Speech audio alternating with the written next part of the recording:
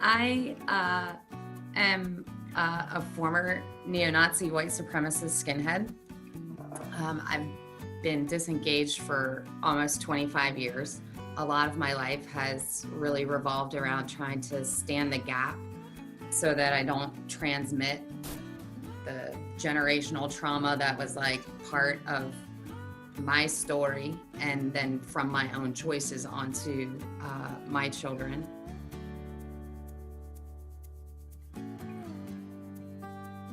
I would just point out that this conversation would be virtually impossible to have on social media before a bunch of trolls just went after you.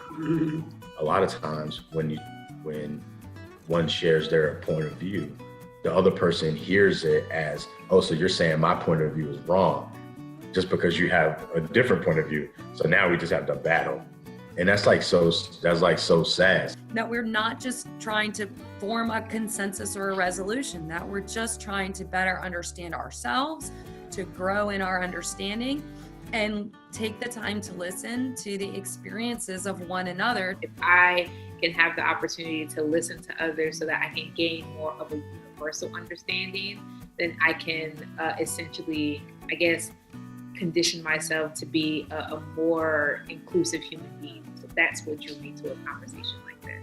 And I love the thought of just gathering to discuss things that are hard to talk about and things that I think have been just swept under the rug and kind of called progress. But I don't think that, I don't know, sometimes I think we haven't made as much progress as we think we have. The type of conversation that we've had here, it's been longer and gone a little deeper than some others, but these are conversations that I see people having.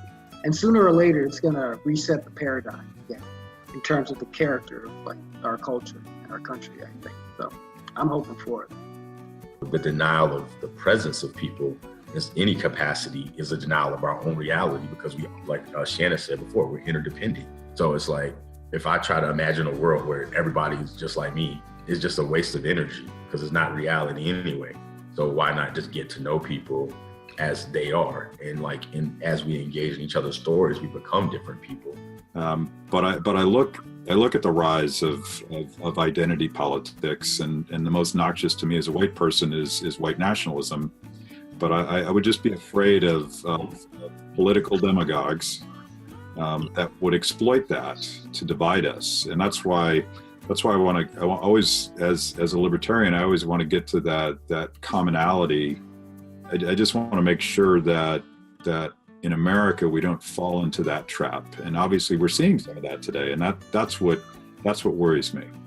I don't think race should be a concept that we accept in this country or just in the world anymore. I'm still surprised when I encounter someone who has that same kind of attitude and just assumes because I'm a white person that I hold that same attitude. And that kind of infuriates me. I'm used to being criticized by my black liberal friends and so forth for keeping company with conservatives, and then around conservatives, I'm used to being criticized for giving so much credence to left-wing social perspectives on various things, And so I say, I enjoy these sorts of conversations with people like yourselves, and I really think that there is sort of a swelling of this type of, consciousness, I guess, in this country right now. I feel it.